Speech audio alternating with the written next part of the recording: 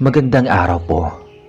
Ako po si Andrew at nais ko pong ibahagi sa inyo ang kwento na naranasan ng isa kong malapit na kaibigan na isang pulis. Hanggang ngayon hindi ko pa rin lubos maisip kung papaano ito nangyari. Pero totoo po ang lahat ng ito. Taong 1989 nang mangyari ang lahat sa isang liblib na baryo sa may bahagi ng Kabisayaan. Noong naka-assign lang si Mervin bilang pulis sa lugar. Bata pa siya noon, nasa kalagitnaan ng 20s. Matikas at pursigido sa trabaho. Lagi siyang kasama ng nobya niyang si Lucy, isang guro sa elementarya. Sa tabi nila nakatira ang mag-asawang matanda na sina Anoy at Esther, na kilalang marami raw alam sa mga kwento ng kababalaghan sa baryo. Isang gabi, matapos ang ronda ni Mervin, biglang kumulog at kumidlat ng napakalakas. Doon niya unang napansin ang kakaiba. Habang naglalakad pa uwi, nakita niya nga tila liwanag na parang bolang kidlat na bumagsak malapit sa masukal na bahagi ng gubat. "Mervin, huwag mo lapitan yan!" Sigaw ng isang matandang naglalakad din pa uwi. Pero dahil sa pagiging pulis at sa kanyang tapang, nilapitan pa rin niya ang pinagmulan ng kidlat. Pagdating niya sa lugar, nakita niya ang isang bato na nagliliwanag at sa ibabaw nito ay may maliit na mutya na tila yari sa kristal. Nang hawakan niya yon, bigla siyang nakaramdam ng matinding panginginig at parang may kuryenteng dumaloy sa buong katawan niya. Kinabukasan, kinuwento niya agad kay Lucy ang nangyari. "Mervin, baka masama yan. Sabi ni Nanay Esther, may mga mutya raw na hindi basta-basta kinukuha." Wika ni Lucy na halatang nag-aalala. Umiling si Mervin. "Wala namang masama. Bato lang to na nahulog dahil sa kidlat. Isa pa, pakiramdam ko parang mas lumakas ako mula nang hawakan ko to." Nang marinig iyon, hindi na nakapagsalita si Lucy. Pero ramdam niya na may hindi magandang mangyayari. Ilang araw ang lumipas. Napansin ng mga tao sa baryo na tila nagbago si Mervin. Mas mabilis siyang nakakagalaw, parang may kakaibang lakas. Ngunit tuwing may malakas na kulog at kidlat, bigla siyang nagiging balisa at parang may boses siyang naririnig mula sa loob ng kanyang isipan. Isang gabi, kinausap siya ni Anoya. "Mervin anak, yung hawak mong mutya, hindi basta-basta yan. May bantay yan. Hindi mo alam kung sino o ano ang hinihingi na kapalit." Tumingin si Mervin sa matanda. "Tatay Anoy, pulis po ako. Hindi ako naniniwala sa mga ganyang kwento." Ngunit ngumiti lang si Anoya. "Basta tandaan mo anak, hindi lahat ng nakikita mo ay galing sa Diyos." Lumipas ang ilang araw at linggo. At mas lalo pang lumabas ang kakaibang lakas ni Mervin. Kapag nagro-ronda siya, mabilis siyang nadadarang ang mga magnanakaw. At kahit sa simpleng gawain ay tila sobra ang kanyang enerhiya. Maraming kasama niyang pulis ang humahanga sa kanya, pero may ilan din na nagsisimulang magtaka. "Pare, parang hindi normal yung bilis mo . Kahit aso hindi makalapit sa'yo." Napangiti lang si Mervin at itinago ang mutya sa kanyang bulsa. Hindi niya sinasabi kahit kanino ang totoo maliban kay Lucy. Ngunit bawat araw na lumilipas, ramdam ni Lucy na may mabigat na presensya sa paligid nila. Tuwing may kulog at kidlat, bigla siyang nagigising sa gabi at nakikitang nakatayo si Mervin sa may bintana. Nakatitig sa langit na parabang may hinihintay. "Love, bakit gising ka pa?" tanong ni Lucy isang gabi. Hindi sumagot si Mervin at sa halip ay bigla na lang siyang lumingon. Mapapansin mong iba ang kanyang mga mata, parang kumikislap ng bughaw na liwanag. Kinabukasan, lumapit si Lucy kay Esther, ang asawa ni Anoya, upang humingi ng payo. "Nanay Esther, parang nagbabago si Mervin. Hindi ko na siya maintindihan. Tuwing umuulan at kumikidlat, parang ibang ugali niya. Huminga ng malalim si Esther bago sumagot. Lucy, yung mutya na nakuha ng nobyo mo, matagal nang hinahanap ng mga nilalang na nagtatago sa kidlat. Kapag nasa tao yon, hindi titigil ang mga tagabantay hanggat mabawi nila ito. Nang marinig ni Lucy yun, lalo siyang kinilabutan, pero matigas si Mervyn at ayaw makinig sa babala. Dumating ang isang gabi na malakas ang ulan at halos gumagawa ng apoy ang bawat kidlat na dumadaloy sa kalangitan. Habang nagroronda si Mervyn sa may tabing kalsada, bigla niyang narinig ang isang tinig. Mervyn, akin ang mutya. Ibalik mo to. Napahinto siya at naghanap ng pinanggagalingan pero wala siyang nakita. Tanging ang malamig na hangin at malakas na kulog ang bumalot sa paligid. Nang mahawakan niya ang mutya sa kanyang bulsa, bigla itong nag-init at parang may kuryente kumalat sa kanyang kamay. Napasigaw siya pero imbis na masaktan, bigla siyang nakaramdam ng mas matinding lakas. Ikaw ang may-ari nito ngayon. Bulong ni Mervyn sa sarili, saka siya muling naglakad. Pag-uwi niya, nadatnan niyang naghihintay si Lucy kasama sina Anoy at Esther. Anak, kailangan na nating magsalita ng diretsahan. Yung hawak mong motya, may kapalit bago pa huli ang lahat, ibalik mo na. Umiling si Mervyn. Tatay Anoy, hindi ko kayang bitawan to. Mas lalo akong nakakatulong bilang pulis. Sa mutya na to, nakakapigil ako ng krimen. Ngunit tumayo si Esther at mahigpitang boses. Hindi ka naiintindihan ng mutya, Mervyn. Inaangkin ka nito. Kapag tuluyan kang nasakop, hindi na ikaw ang Mervyn na kilala namin. Natahimik ang lahat at tanging malakas na kulog lang ang pumalit sa kanilang usapan. Kinabukasan, tila mas lumala ang sitwasyon sa baryo. May mga alagang baboy at manok na natatagpo ang sunog ang katawan. Ngunit walang bakas ng apoy, para bang tinamaan ng kidlat kahit wala namang bagyo. Si Mervyn ang unang pinagbintangan ng ilang residente. Baka ikaw ang may alam dito, Mervyn. Simula nang dumating ka, sunod-sunod na ang kababalaghan dito. Galit na sumagot si Mervyn. Ako'y pulis, hindi mangkukulam. Ako nga ang tumutulong sa inyo tapos ako pang pagbibintangan. Pinakalma siya ni Lucy at dinala pa uwi. Pero kahit si Lucy ay hindi mapakali. Alam niyang may kinalaman ng mutya sa lahat ng nagaganap. Isang gabi, habang mahimbing na natutulog si Lucy, nagising siya sa tunog ng mga yabag sa labas. Pagsilip niya sa bintana, nakita niya si Mervyn naglalakad mag-isa papunta sa gubat. Hawak-hawak ang mutya na nagliliwanag sa dilim. Lava, saan ka pupunta? Sigaw ni Lucy. Ngunit hindi siya pinansin ni Mervyn at nagpatuloy lang ito sa paglalakad. Dahil sa kaba, nagpasya si Lucy na sundan siya. Sa kalagitnaan ng gubat, nakita niyang nakatayo si Mervyn sa ilalim ng malaking puno at sa harap niya ay may aninong hugis tao. Mahaba ang buhok at kumikislap ang mga mata. Narinig ni Lucy ang malalim na tinig mula sa nilalang. Mervyn, ibigay mo ang mutya. Kapalit nito ang kalayaan mo. Hindi. Ang mutyang ito ay akin na. Ako ang pipili kung kanino ito mapupunta. Sagot ni Mervyn. Naglabas ng kakaibang liwanag ang mutya at biglang kumulog at kumidlat sa paligid. Napatras si Lucy at napasigaw. Mervyn, tama na. Ibalik mo na yan. Nang mga oras na yon, dumating sina Anoy at Esther. Dala ang ilang dahon at mga halamang ginagamit nila sa ritual. Sumigaw si Esther. Mervyn, makinig ka.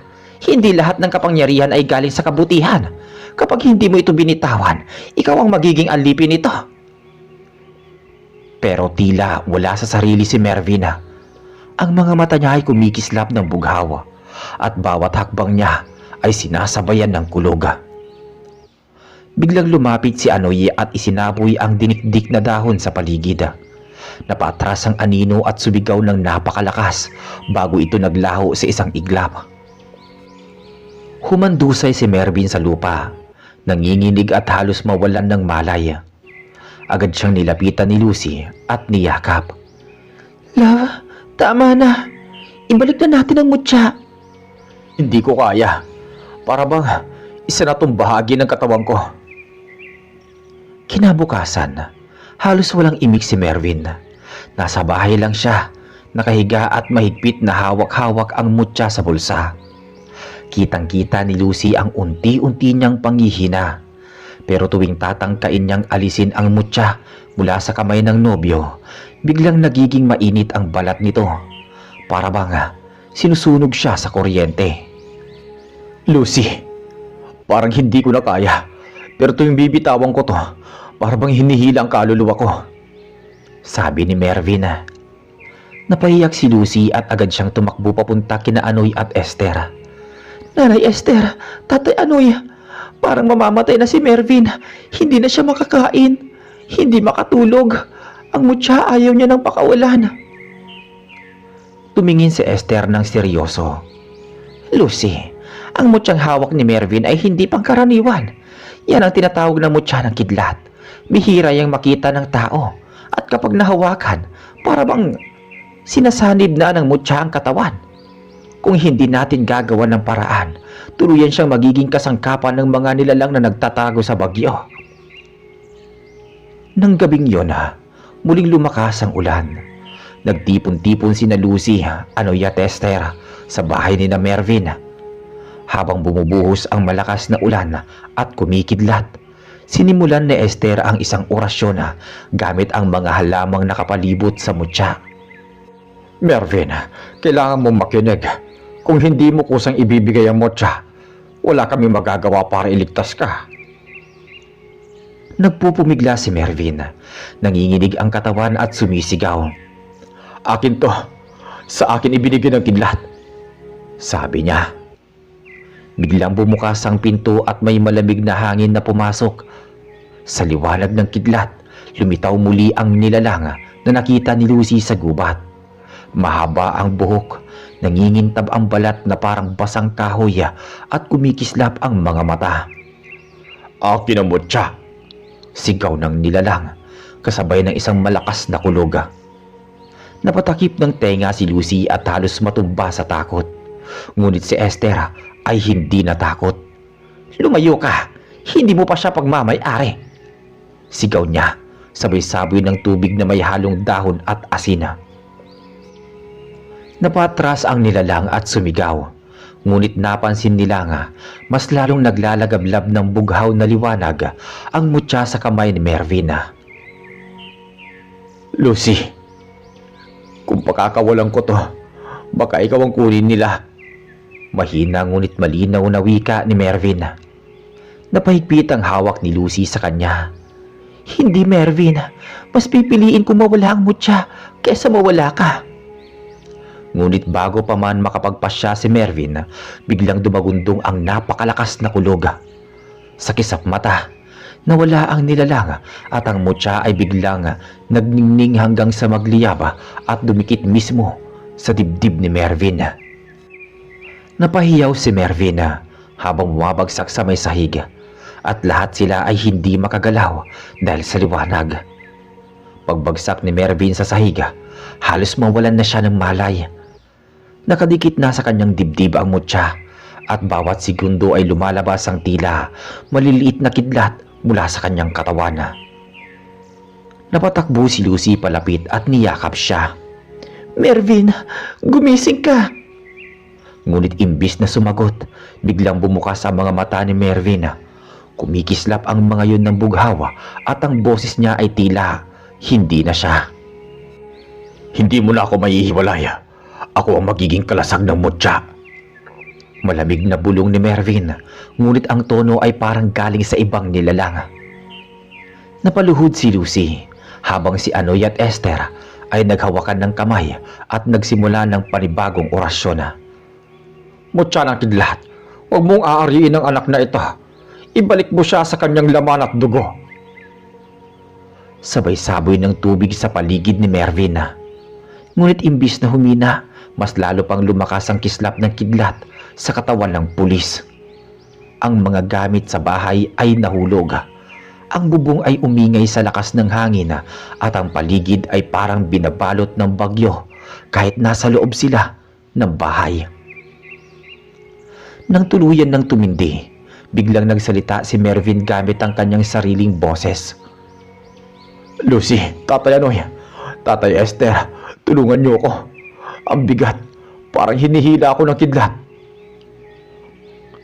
Napatakip ng bibig si Lucy at halos mabasag ang puso niya. Love, huwag mong bibitawan ang sarili mo. Labanan mo. Sa gitna ng kaguluhan, may marahas na pagkatok sa may pinto. Nang buksan ito ni Anoy, bumungad si Esther. Hindi ang asawa niya, kundi isang nilalang nakahawig ni Esther. Ngunit mas bata at mas maganda ang anyo. May kumikislap na mga mata. Hindi siya makakawala. Ang mutya ay para lamang sa piniling sisidlan. Kung tatanggalin niyo ito, kapalit ay buhay niya. Sabi ng nilalang. Napatulala si Lucy, tahimik at muntik nang bumigay. Ngunit nilapitan siya ni Anoy at bumulong. Hindi yan ang asawa ko. Anino lang yan ang mutya. Agad niyang sinaboy ang dinikdik na dahon ng kayamot at nagliyab ang balat ng nilalang bago ito naglaho na parang usok. Sa puntong iyon, nagpasya si Lucy. Kung hindi natin matatanggal ang mutya, paano kung matutunan niya itong kontrolin? Paano kung imbis na kainin siya, gamitin niya ito para sa kabutihan? Tahimik si Anoy at Esther. Ilang sandali silang nag-isip bago sumagot si Esther. Lucy, may paraan, pero delikado. Kailangang dalhin siya sa punong pinagbagsakan ng kidlat. Doon lang siya maaaring makipaglaban sa espiritu ng mutya. Napatingin si Lucy kay Mervin na ngayon ay nangihina ngunit gising pa. Love, narinig mo? Kailangan nating subukan. Kung yun lang ang paraan, kahit anong mangyari, samahan niyo ako. Sabi ni Mervin. At sa gitna ng malakas na ulan at kulog, sinimulan nilang buhatin si Mervin papunta sa gubat. Sa ilalim ng punong unang pinagmulan ng mutya ng kidlat, bitbit ni na Lucy at Anoy at Esther si Mervin papunta sa gubat. Basang-basa sila sa ulan at bawat kulog ay tila nagpapabigat sa kanilang mga paa. Para bang ayaw silang makalapit ng kalikasan sa punong pinagbagsakan ng kidlat. Pagdating nila sa lugar, nanlumo si Lucy. Ang punong nakita nila noon ay tila sinunog at punit-punit na, ngunit hindi tuluyang bumagsak. Nakatayo pa rin ito sa gitna ng gubat, parang bantay ng lihim na ayaw isiwalat. Si Mervin ay nanginginig na. Nangingitim ang labi at halos hindi na makahinga. Inilapag siya ni Anoy sa ilalim ng puno. Dito natin sisimulan. Kapag sumabog ang liwanag ng kidlat, siya mismo ang kailangang pumili kung pipigilan ng mutya o magiging alipin ito. Umiyak si Lucy at niyakap si Mervin. Love, kaya mo to. Labanan mo. Nandito kami. Mahina ang boses ni Mervin. Lucy, kung sakali at hindi ako manalo, tandaan mo, mahal na mahal kita. Huwag kang magsalita ng ganyan. Sigaw ni Lucy. Nangingilid na ang luha.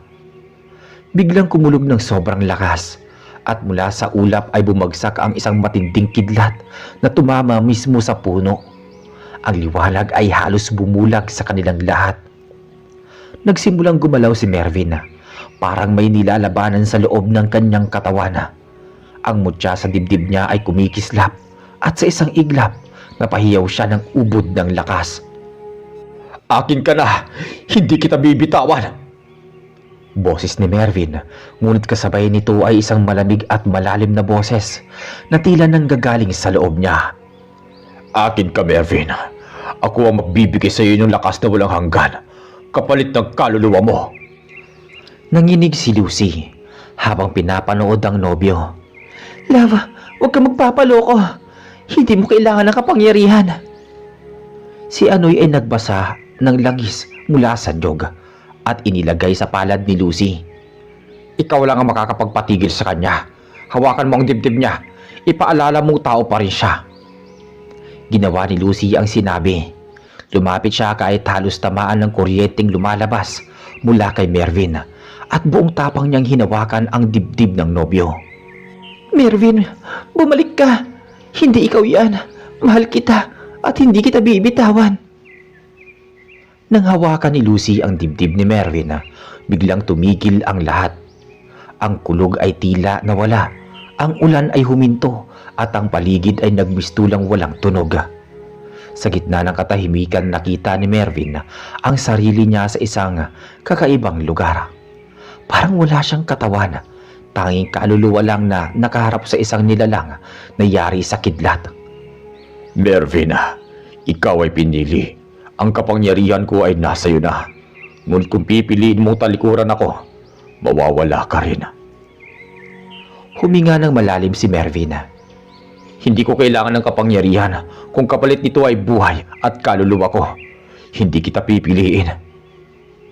Sumigaw ang nilalang ng ubod lakas at nagliyab sa liwanag ang buong paligid. Sa labas nakita ni na Lucy, Anoy at Esther na biglang bumagsak si Mervin. Nawalan ng malay. Ang mutya sa kanyang dibdib ay kumawala at nagkadabasag-basag. Parang salamin na naglaho. Napayakap si Lucy sa kanya. Love, gumising ka! Maya-maya, dumilat si Mervin, nangihina. Lucy, natapos na. Wala na ang mutya. Matapos mawala ang mutya mula sa dibdib ni Mervin, naghari ang katahimikan sa gubat. Ang hangin na kanina'y malakas at galit ay tila naging banayad. Tanging hunin ng kuliglig at lagaslas ng mga dahon ang maririnig. Salamat sa Diyos! Akala ko'y hindi na natin siya maliligtas. Niyakap ni Lucy si Mervin ng mahigpit. Love, buhay ka! Mahina ang boses ni Mervin at nagsalita. Lucy, parang may kulang. Para bang may iniwan sa akin ang mutya kahit naglaho na. Nagkatinginan sina Anoy at Esther. Hindi sila umimik, ngunit halata ang pagkabahala sa kanilang mga mata. Kinabukasan dinala nila si Mervin pabalik sa baryo. Tinulungan sila ng kanilang kapitbahay matapos marinig ang naganap. Sa unang tingin, normal si Mervin. Kumakain siya, nakakapagsalita, at nakakatayo kahit mahina. Ngunit may kakaiba na napapansin si Lucy. Tuwing sumasapit ang dapit hapon, nagiging balisa si Mervin. Para bang may tinig na bumubulong sa kanya na hindi naririnig ng iba.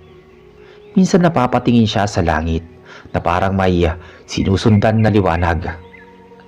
Love, okay ka lang ba? Oo, pero gabi-gabi may boses na pumapasok sa isip ko. Sinasabi niya babalik siya. Napatigil si Lucy. At sino naman yun? Yung nilalang ng kidlat. Lumipas ang mga araw at nagsimulang mangyari ang mga kakaibang bagay sa baryo. Tuwing gabi, biglang may kuryenteng dumadaloy sa mga kawayan ng bahay. Minsan umaandar mag-isa ang radyo kahit walang kuryente. May mga tao ring nakakarinig ng malakas na kalabog mula sa gubat, kasabay ng tila tinig na nagmumula sa kalangitan.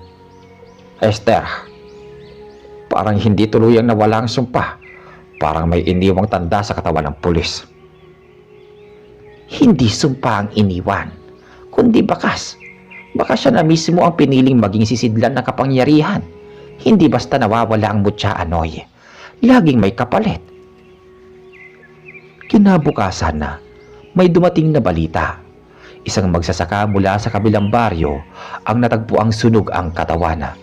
Pero walang apoy na nakita. Ang sabi ng mga nakakita, bago siya natagpuan, may matinding liwanag na parang kidlat ang bumagsak malapit sa palayan. Kinabahan si Lucy at agad lumapit kay Mervin. Love, baka ikaw ang hinahanap ng kapangyarihan. Baka ikaw ang nagiging dahilan ng mga kaganapang to. Ayoko maniwala. Pero kagabi, nanaginip ako eh. Nakita ko ang magsasaka. Nakita ko siyang tinamaan ng kidlat sa panaginip bago pa siya mamatay. Ibig mong sabihin, nakita mo na ang mangyayari bago pa ito maganap? Habang lumalalim naman ang gabi, lalo nilang nararamdaman na hindi pa tapos ang laban. Ang mutya ng kidlat ay tila hindi nawala, kundi lumipat mismo sa kaluluwa ni Mervin. At ang mas nakakatakot, unti-unti itong kumukontrol sa kanya. Doon nagsimula ang mabigat na pagsubok, kasi hindi na lang laban sa nilalang ang kinaharap nila, kundi laban na mismo sa sarili ni Mervin. Nagsimulang maging kakaiba ang kilos ni Mervin. Matapos ang mga nangyari, unang simpleng pagbabago lang, madalas siyang tulala at parang wala sa sarili. Pero habang lumilipas ang mga araw, lalong lumilinaw na hindi na siya ang dating pulis na kilala namin.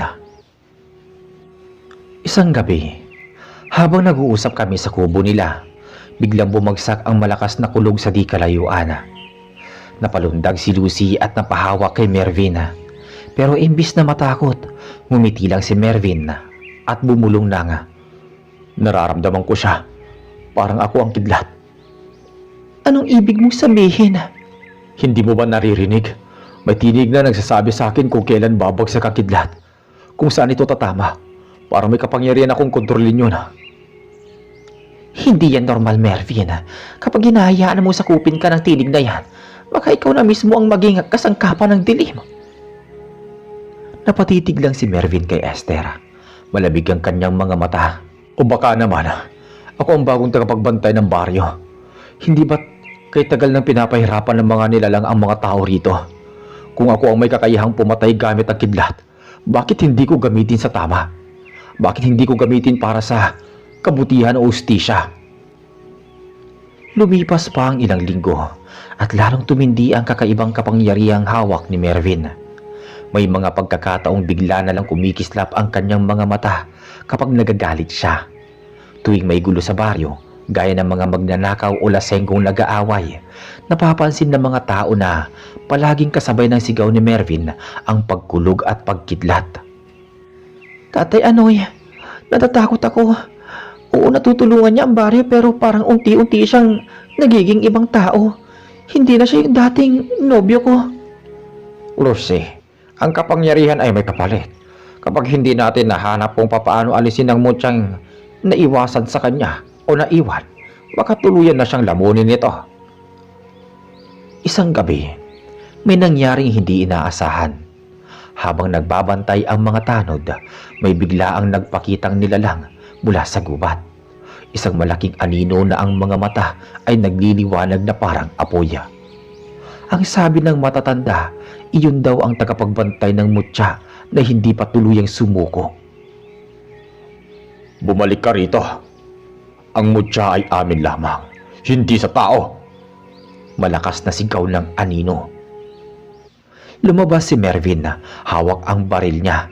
Pero bago pa man siya makapagpaputok, dumaloy ang matinding kidlat mula sa kanyang mga palad. Tumama ito sa anino at agad itong nawasak. Naglaho na parang usok. Natigilan ang lahat, kahit si Lucy, halos hindi makapaniwala. Mervin, hindi na baril ang gamit mo. Ikaw na mismo ang kidlat. Ngumiti si Mervin, ngunit may kakaibang tapang at yabang sa kanyang muka. Wala na makakatalo sa akin ngayon. Ako ang magiging tagapagprotekta ng baryong to. Ngunit hindi proteksyon ang nakikita ng iba, kundi panganib. Lalong natakot ang mga tao, kasi bawat oras na nagagalit si Mervin, palagi may kasunod na kulog at kidlat na tumatama kahit saan. Minsan, muntik niya nang tamaan ang sariling kapitbahay. Nanay Esther, kailangan natin siyang iligtas bago pa siya tuluyang lamunin ng mutya. Nawala ang mutyang nakadikit sa kanyang dibdib pero ngayon, talagang sumanib na sa kanyang katawan at kaluluwa. Ayoko makita ang nobyo kong maging halimaw, sabi ni Lucy. Si Reggie doon na nagsimulang lumala ang lahat, sapagkat ang kapangyarihan na dapat sana'y nagligtas sa kanya unti-unti namang nagiging dahilan ng kanyang pagkawasak. Lumipas ang ilang linggo at lalong naging mainit ang usapan sa baryo tungkol kay Mervin. Marami na ang takot sa kanya, lalo na tuwing gabi na tila ba nagagalit ang langit kapag siya'y umiinit ang ulo. Hindi na tahimik ang baryo dahil palaging may kulog at kidlat na sumusunod sa kanyang galit. Isang gabi, nagtipon ang ilang matatanda sa bahay ni Esther. Hindi na pwedeng ganito. Pulis man siya, pero hindi na siya tao. Ang kapangyarihan ng kidlat na nasa kanya, delikado sa ating lahat. Pero siya rin ang nakakapagpapigil sa mga nilalang na gustong umatake dito. Kung aalisin natin siya, baka bumalik ang mas malaking panganib, sabi ni Esther. Hindi mo naiintindihan, Esther. Kung tuluyan ng lamunin si Mervin ng mutyang yan, mas malaking panganib pa ang idudulot niya kaysa sa mga halimaw. Samantala sa bahay nila Lucy, si Anoy ay nakikinig sa mga kwento ni Lucy habang umiiyak ito. Hindi na siya yung Mervin na nakilala ko, Tatay Anoy. Kahit sa pagtulog, gumigising siya bigla na parang may kausap na hindi ko nakikita. Minsan nakabukas ang mata niya, pero parang wala siya sa urilat. Tapos naririnig kong binubulong niya ang mga salitang hindi ko maintindihan. Napahawak si Anoy sa kanyang ulo. Lucy, kung totoo nga may mutya sa loob niya na iwan, baka hindi na siya tuluyang makontrol. Kailangan nating hanapin kung papaano ito maalis ng tuluyan bago mahuli ang lahat. Noong una pumalpak tayo dahil naiwan ang presensya ng mutya sa kanyang katawan. Kinabukasan, nagkaroon ng hindi inaasahang pangyayari. Habang naglalakad si Mervin sa palengke, may isang batang lalaki ang biglang tumakbo. Papalapit ito sa kanya at nadapa. Nagulat si Mervin at nang marinig niya ang iyak ng bata, biglang kumulog ng malakas at bumagsak ang kidlat ilang metro lang mula sa kanila. Halos lahat ng tao sa paligid ay napasigaw at nagtakbuhan. Ay Diyos ko, muntik na tayong tamaan, sigaw ng isang tendera. Mervin, tama na, sigaw ni Lucy habang hinahabol siya. Pero hindi nakinig si Mervin.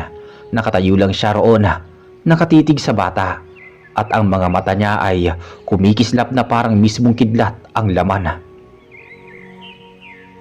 Kinagabihan, nagtipo ng buong baryo.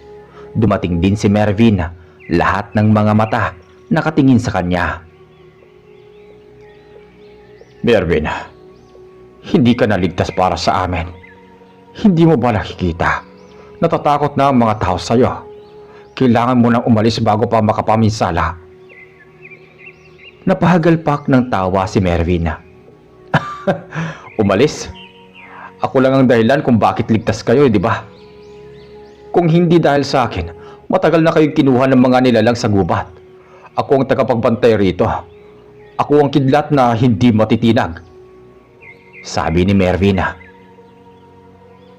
Hindi ikaw tagapagprotekta. Halimaw na may balat ng tao ang tingin ng lahat sa iyo, sabat naman ni Esther. Nagkatinginan ang mga tao.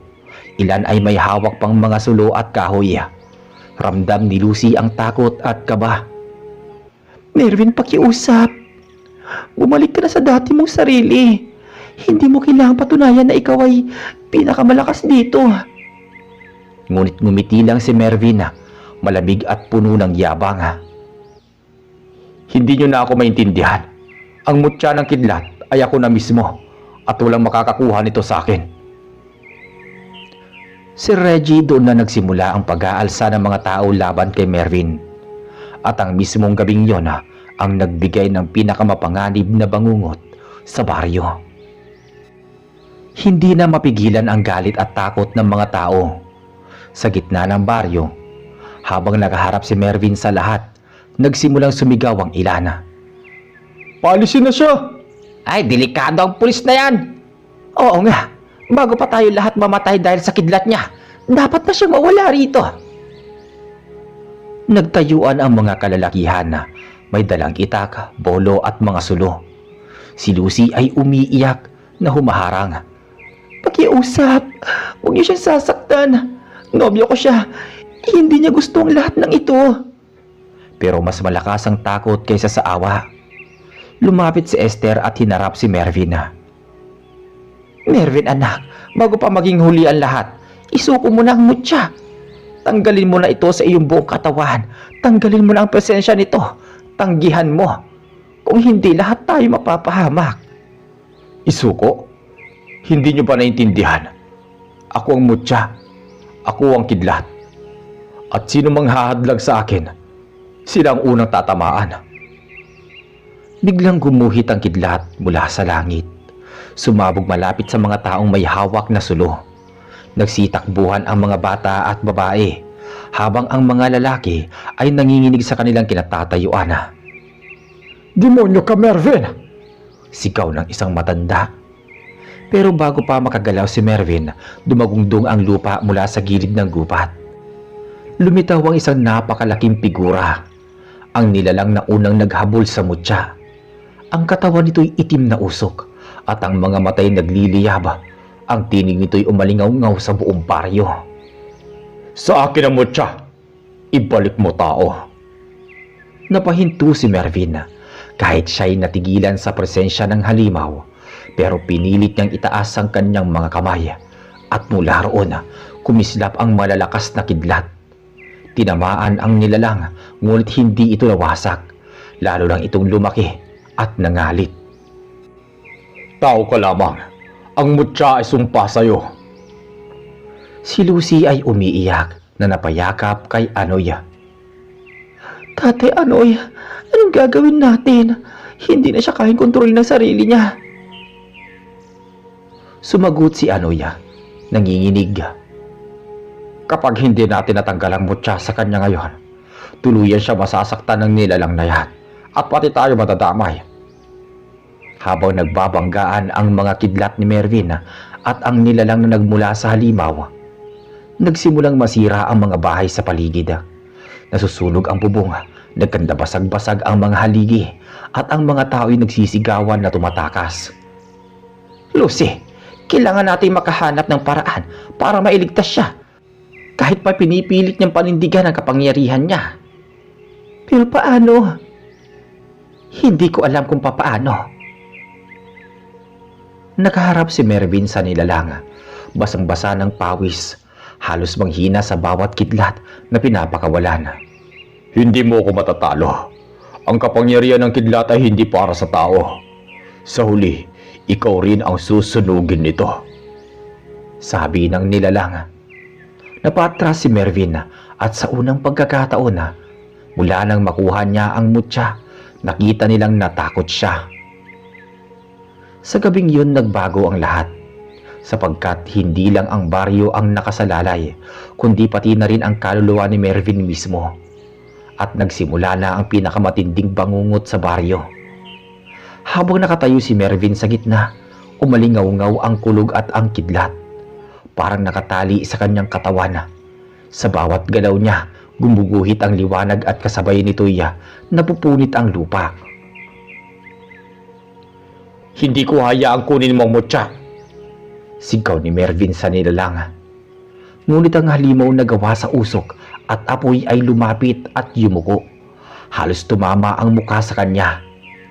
Tao ka lang. Ang laman ng mutya ay hindi para sa'yo. Lalamunin ka dito hanggang wala nang matira sa'yo. Biglang sumabog ang hangin at napaatras ang mga tao. Umiyak si Lucy habang hawak ang braso ni Esther. Nanay Esther, paano natin siya maliligtas? Hindi ko kaya makita siyang tuluyang masira. May paraan. Pero kailangan natin ng tapang mo, Lucy. Ikaw ang pinakamalapit sa kanya. Ikaw lang ang makakapigil bago siya tuluyang lamunin. Lumapit si Anoy, pawis na pawis at nanginginig ang boses. May naririnig akong kwento noon sa matatanda.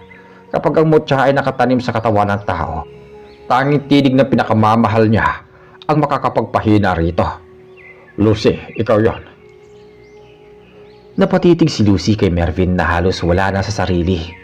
Ang kanyang mga mata ay kumikislap na asula at halos hindi na niya makilala. Mervin, ako ito. Pakinggan mo ako. Dilingon siya ni Mervin at saglit na nawala ang liwanag sa kanyang mga mata. Lucy? Ngunit bago pa siya tuluyang bumalik sa ulirat, sumigaw ang halimaw. Hindi mo siya maliligtas. Ang mutya ay akin. Sabay banat ng itim na usok na pumalibot kay Mervin. Lumapit pa si Lucy kahit halos lamunin na siya ng usok. Mervin, hindi ka halimaw. Ikaw ang asawa ko. Ang nobyo ko. Bumalik ka sa akin. Huwag mong hayaang kontrolin ka ng mutya. Umangat ang kamay ni Mervin. Nagliyab ng kidlat. Saglit na nakatigil ito. Nakatapat kay Lucy. Mervin, ako to. Kung mahal mo ko, labanan mo.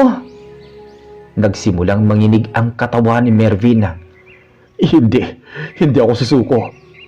Bulong niya habang ang mga mata ay naglalaban ang liwanag at dilim. Biglang sumigaw si Esther. Ngayon, Lucy, kapag bumigay ang loob niya, kusang ilalabas ng katawan niya ang presensya ng mutya. Humarap si Lucy kay Mervin at buong lakas na niyakap ito. Mervin, bumalik ka na. Kailangan ka namin. Biglang gumuhit ang napakalakas na kidlat mula sa langit. Diretsong bumagsak sa kanilang dalawa. Napasigaw ang lahat ng tao. Ang buong baryo'y nagliwanag. At ilang saglit, tahimik na ang paligid. Sa lupa nakandusay si Lucy at Mervin. At sa pagitan nila, may maliit na kumikislap na bato. Ang mutya ng kidlat. Hindi pala ito naalis sa dibdib ni Mervin noon. Lalo lang itong bumaon sa kanyang katawan. Unti-unting nawala ang liwanag nito. Ngunit hindi pa tapos. Ang nilalang na halimaw ay lumapit na galit. Hindi niyo ako maluloko. Ang mutya ay akin. Hinawakan ni Anoy ang isang kahoy at humarang. Hindi mo na siya makukuha. Hindi. Matapos bumagsak ang napakalakas na kidlat sa katawan ni Mervin at Lucy, halos mawalan ng malay ang lahat ng tao sa baryo sa sobrang liwanag. Nang muling bumalik ang kanilang paningin, nakita nilang parehong nakandusay sa lupa ang dalawa. Sa pagitan nila, naroon ang mutya ng kidlat. Unti-unti itong kumikislap ngunit nawawala ng lakas. Lumapit si Esther at tumingala sa langit. Ito na ang pagkakataon. Kapag hindi nawala ang mutya, babalik ito sa katawan ni Mervin. Nagsimulang gumalaw si Mervin. Pilit na bumabangon. Nanginginig ang kanyang katawan at ang kanyang mga matay muling kumikislap. Hindi akin to. Hindi ko pwede pakawalan. Hindi mo kailangan yan. Sigaw ni Lucy, kahit mahina na ang kanyang boses. Lumapit siya at hinawakan ang muka ng nobyo. Mervin, tapos na. Hindi mo siyang magliligtas sa atin. Ikaw mismo. Ikaw ang kailangan namin.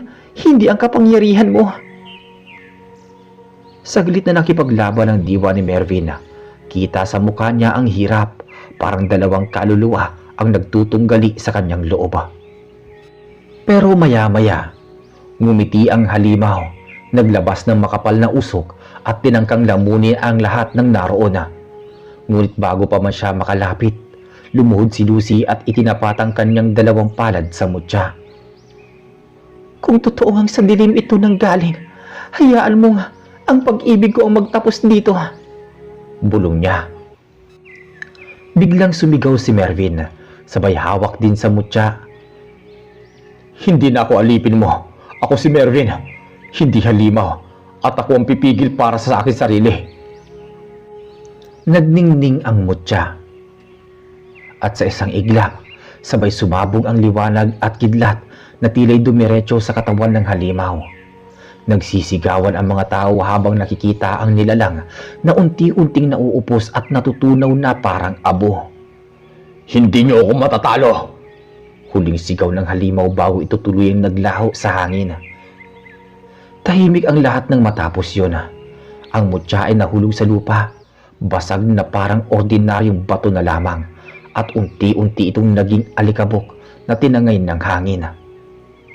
Si Mervin ay nakaluhod, hinihingal at halos mawala ng malay. Lumapit si Lucy at niyakap siya ng mahigpit. "Ligtas ka na, mahal ko," sabi niya.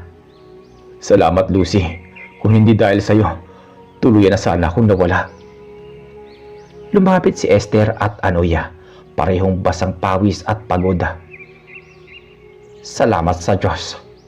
Kung hindi dahil sa tibay ng loob ninyo, baka hindi na tayo nabuhay ngayong gabi." Tumango si Anoya. Kinabukasan, kumalat sa buong baryo ang balita tungkol sa naganap. Maraming bahay ang nasira ngunit walang buhay na nawala. Lahat ay nagpasalamat na naligtas sila mula sa mutya at halimaw na dala nito. Ngunit kasabay nito'y nag-iwan ng takot at alaala na hindi mabubura. Si Mervin ay bumalik sa kanyang tungkulin bilang pulis. Ngunit mula noon, mas tahimik at mas maingat na siya. Madalas siyang makitang nakatitig sa langit tuwing may kulog at kidlat, na para bang pinapaalalahanan siya ng nakaraan. Hindi na ako ang dating Mervin, pero natutunan ko nga mas mahalaga ang pagiging tao kaysa sa pagiging makapangyarihan, sabi ni Mervin. Si Lucy, si Esther at si Anoya ay nanatiling saksi sa lahat ng nangyari. Hindi na nila muling binanggit ang tungkol sa mutya, ngunit alam nilang ang gabi ng Unos ay hindi makakalimutan. Doon natapos ang kwento ng mutya ng kidlat.